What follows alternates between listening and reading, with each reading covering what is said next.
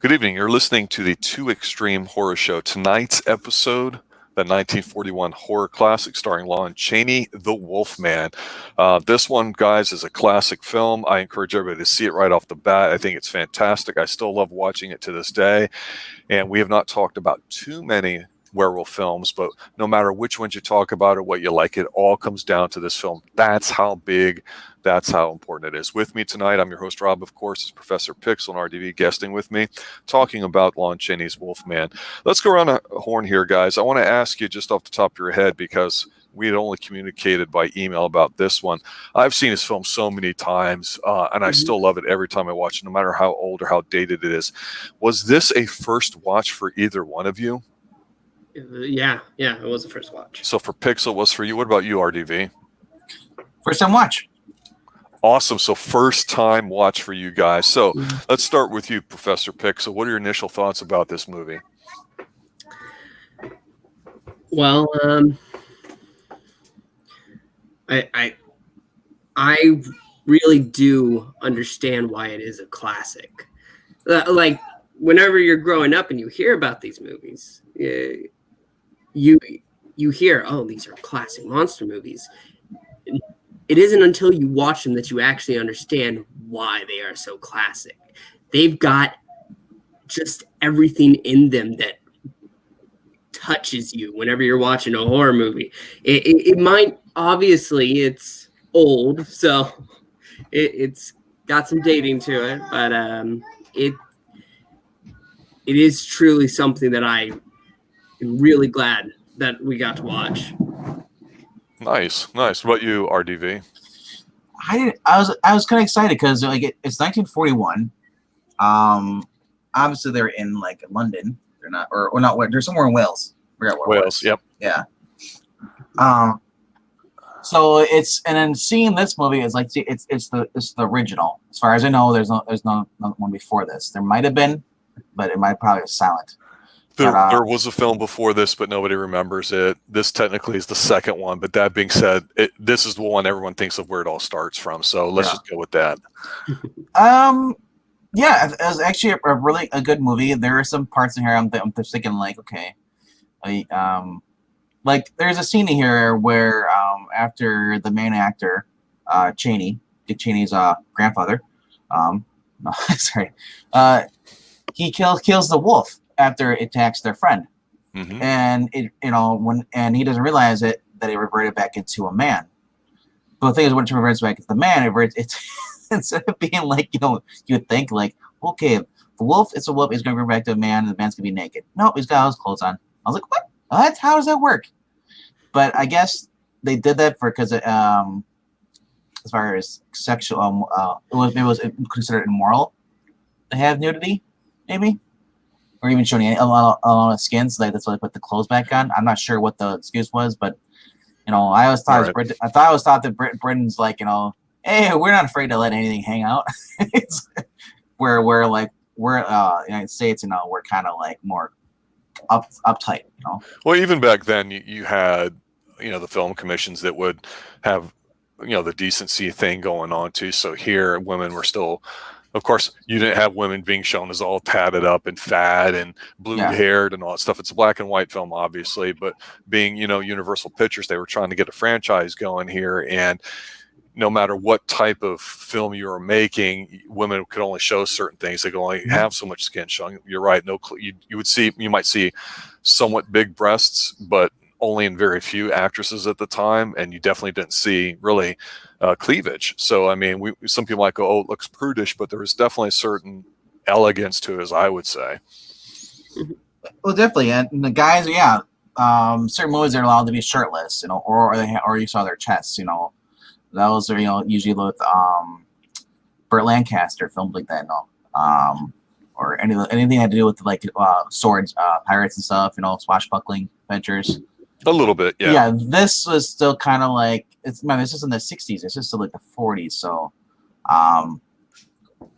this came out 41. So 41. World War II still going on. So yeah, like I said, like it's an interesting film. The way they did things back then, as far as they built the set. it's a giant soundstage.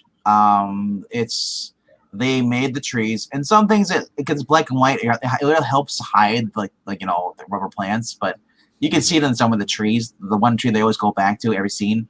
Yes. When they show the woods, you can see there's a glare going off it from the light, the moonlight. Yeah. And normal trees don't shine like that. But I thought it was pretty good. Me and Pix were when we watched it. He brought up a good point. It's one of those movies where it's almost feels like it's supposed to be like a psychological thing. Is he really the wolf, or is he just all in his head? Yeah, and I think that is a good point, and I think it alludes to this. The film's only like 70, 80 minutes long. It's not even an hour and a half. I don't think the full version. Short, yeah, but short. It's great. It's when you talk about all these kinds of things, you talk about man's nature. We've talked about women's going through puberty, what it means to them in horror films and all that, like Ginger Snaps and stuff. So there are these kind of themes about the animal inside a man. And for me, what you guys mentioned about like the set pieces and everything else, I agree with you that it can look dated, but having black and white and having set pieces, I still think there was still a great deal of believability in what they were doing. Nothing screams classic movie like people wearing suits and really nice outfits and having, their hair done up nice and everything just looking prim and proper. But that being said, the acting is still really good. The music's fine. The dissolves from one scene to another are not rushed. There's no jarring, shaky cam kind of nonsense. It's shot very much almost like it's a stage play. And for this movie, when you think about it being psychological horror, as an adult watching something like this, I think you can take a lot of rewatchability out of it. And that's one of the things we've always said is that, if you can watch it like, it's just an action movie or this or that, that's cool. But then when you're older and you see the adult stuff in it, you're like, oh, that makes it even more watchable. And for this movie, one example to me is that as a kid watching this or another Universal classic movie, like The Mummy, those things actually, even though as a kid, and Godzilla was another one, watching them, I knew it wasn't real. I knew it was a film. I knew in Godzilla it was a big guy like in a rubber suit, and I knew it was a tiny little model town. But somehow when you're younger and you're watching it, there's still that suspension of disbelief where your brain kind of actually still almost believes in what's being shown. Even if it's a rubber tree in the background, because it's shot in black and white, it still kind of looks like the whole area is cramped full of moonlight or whatever, or darkness and the shadows and stuff. It just triggers a part of your brain that makes you buy into what they're doing, and they're consistent through the movie. So I think it adds up without you realizing it. And to me, I thought the Wolfman out of all of these characters was kind of like the scariest. And I don't know if it's because of his transformation with the hair on his face and watching it. Holy crap, I still think that looks good today. Because it's not CG. Yeah. I want to thank Bankman for mentioning the soundstage, because that soundstage, while there are obviously parts of it that you can tell, oh, that's definitely fake, it is magnificent. You don't see anything built like that today. Like it's how much effort had to be put into making that is astounding. All right. And then to talk about the cast, there are so many horror icons in here. The Wolfman's father plays the Phantom of the Opera a few years later, and Bela Lugosi is Bella the Gypsy. Mm-hmm. It is filled with people of horror, and you're absolutely right. I've never been a fan of werewolves.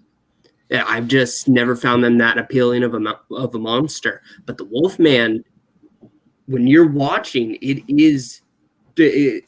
as he's changing, you truly got that feeling going up your spine.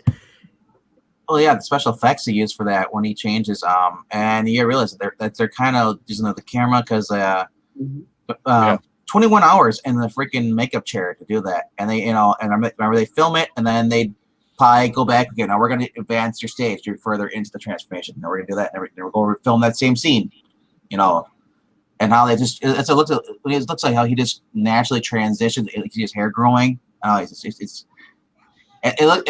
looks dated, because but it looks kind of cool too. Instead of because obviously the CG you can't just see the hair growing like that, like out of the face and stuff. This is like you see on his legs, Then, but if I point out the pixel, the same thing again too. Is like he's sitting there and at the mirror, and he's watching himself. He's sitting down. He's got his undershirt on. That's all he's got. Doesn't have the. And then he changes, and then you see him in the woods, and then all of a sudden he's got a purple shirt on. What did he tie? How did he tie it? How did he button his shirt? How did he put it? Why would he put a shirt on? He's a Wolfman. I figure he'd just have ripped blue jeans or something like that, and be shirtless, and be all full of fur. But Well, apparently, what you're saying, you know, so, you have but to I have think, it on, but I not think, showing yeah. nipple or something. But I'm just saying the way they should have shot though is not having his undershirt on. You know, he should have his shirt still on. That way, it just feels weird. It's like we're gonna see someone drinking an empty glass of wine, and then 5 minutes later you're gonna see like a full glass, someone pouring a glass. Yeah, you're talking about the continuity. Yeah. So I don't know if that was a goof or what, but even that though, it's like I said, it's a guy and it's 21 hours and can you sit 21 hours in a freaking chair doing makeup and on cosmetics and stuff, just make yourself look like the Wolfman. Tom Cruise would do it. I mean, Tom it's Cruise true. would do anything, man. Well, that's the thing, you know. The thing with Tom Cruise though, Tom Cruise would do it himself. Yeah, that's true. Yeah, well, the other thing too with these being giant set pieces is yes, they're not necessarily the real deal, but when you still have like the smoke and fog machines, Yes. where you've got like a light in the foreground or background, whether it's an actual burning, campfire or lantern, whether it's gas or gas pretty much back then allegedly, it still is done well. Where in the way they would light like behind a tree and have that go forward, so you have this black and white like chiaroscuro effect and the death being brought in. Those are little kind of tricks that really add up to it. Like I say, so it's not. To me, it's like an almost like a play being filmed or whatever. And like the gypsy lady in here, she was creepy because she's older. She looks the role. She's authentic. Yeah, again, by today's standards, it may not be considered good CGI. Maybe considered what the effects not special. I totally disagree. I think there's a lavishness to it. I think there's an elegance, like I say, in the way they dress, the way the sets are. The guy's got this very kind of no happy ending sort of vibe about him. Not like he's a loser, but we know it's not going to be a happy ending, but it's just a story. He's a good guy, does the right thing. There's kind of a romantic thing going on in here, but you get just enough going on with it that you're like, okay, this is very satisfying. And yes, it does make it psychological because they don't overdo doing it. And of course, that's because it takes 20 plus hours for a transformation. So you're not going to, overplay your hand when it comes to that. But I've always felt that while this was successful and very good, the Dracula one is so considered like uber sexual and fancy that people just grafted onto that rather than something that might be a bit more interesting or dynamic to play with, which is the Wolfman, even though there were several sequels after it. Like I said, I like the Wolfman being, he's a savage killer. That's what I liked in the American Werewolf in London. Just the fact that he's an uncontrollable beast. You can't control him. He hunts for food, and then you wake up and your mouth is all bloody. I like that stuff. When you're like, they have it cutesy like vampires. Like I think like Twilight is like we're making romance. I'm like, man, if you're that depressed and you're a vampire, just kill yourself. it's like I don't want to watch 2 hours about you sparkling and just complaining. I don't want to be a vampire. Gosh. It's right. Napoleon Vampire Dynamite. Even a man who's pure in heart and says his prayers at night may become a wolf when the wolfbane blooms in the autumn moon. You're getting into Vincent Price territory with that, but yeah, that's. but it's true. The Wolfman, out of all these monsters, is the most sympathetic. He doesn't want this at all, and he cannot help it because he's still a man whenever the day's about and he's going. But that moon up there changes him, and it's not like a vampire, because a vampire chooses to be evil. Frankenstein is just, Frankenstein's monster is just a retarded guy. but he just wants to be loved. He just wants to be loved. But Wolfman, his life is destroyed. He did the right thing. He tried to save that girl, and in the end, it doesn't matter. Go ahead. Well, yeah, and that's true. Men aren't perfect. They do the right thing, and then shit doesn't work out, and that's kind of what happens here. And I got to tell you, it works and it's quick. It's not as laborious as say Theater of Blood, but it's over 2 hours and over the top, and that's fine. But this one is just an instant watch for me. For anybody that's into any sort of horror films, do yourself a favor, go out and check this out. If you're a Dracula snob and you go, well, the Spanish version of Dracula is better than the Universal one, who gives a rat's ass? Watch them both. They're both good films. They're very good, but this one is too. What I'll finish up with my final thoughts are outside of that is that two things. One, there was a movie made, I think around 2010, where they remade it because that was kind of like Universal trying to remake this stuff. I thought that was an excellent film, and just stunningly visual, well acted. Didn't get a lot of love. So even though it was very disappointing to see that, and even Dracula Untold, which I thought was serviceable, that the Universal horror movies, which I thought was an automatic win for Universal in today's movie culture of re-imaging it, making it better. I thought both of them, they were on the right track until, of course, The Mummy bombed with Tom Cruise, which was not good. But what I was really impressed about was, while I could argue about some positive, negative points about issues, or themes in The Invisible Man that got rebooted this year in 2020 by Lee Wannell, who did Upgrade and Insidious and a bunch of other stuff, the original Saw movies. Right now, it looks like he's the one in charge of directing, writing, and producing an updated version of The Wolfman.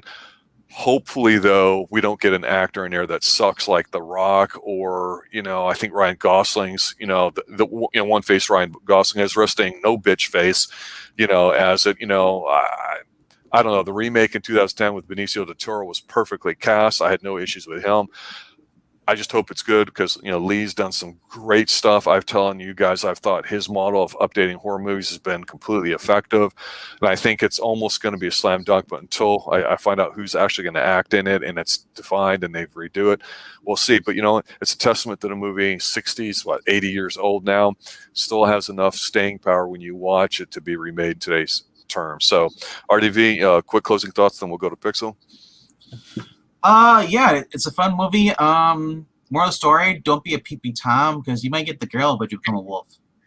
You pay the price. Yep. Pixel, you, any last thoughts? Like I started this video saying, this is a classic, and it's definitely something that I will be watching again one day. There's no doubt about it in my mind. It is truly my favorite werewolf film to date. Nice. Strong words there, too. There's some werewolf films, not a lot, and they're of mediocre quality, probably at best, and that's why this one stands out, and it's an instant classic. I could actually put this on the Extreme Classics channel that we have here on the Extreme Movie Show, but I put on horror because it's a season, and ultimately it's got not a happy ending, so that's where it belongs. So fantastic movie. Glad you guys are part of discussing. I'm glad as a first watch for you younger guys, you enjoyed it. I know that's not always going to be the case, but definitely check marks across the board. So for RDV, for Professor Pixel, myself, Rob, here at the Extreme Movie Show, I'd like to thank everybody for listening. Have a good night, and as always, stay extreme. Stay extreme.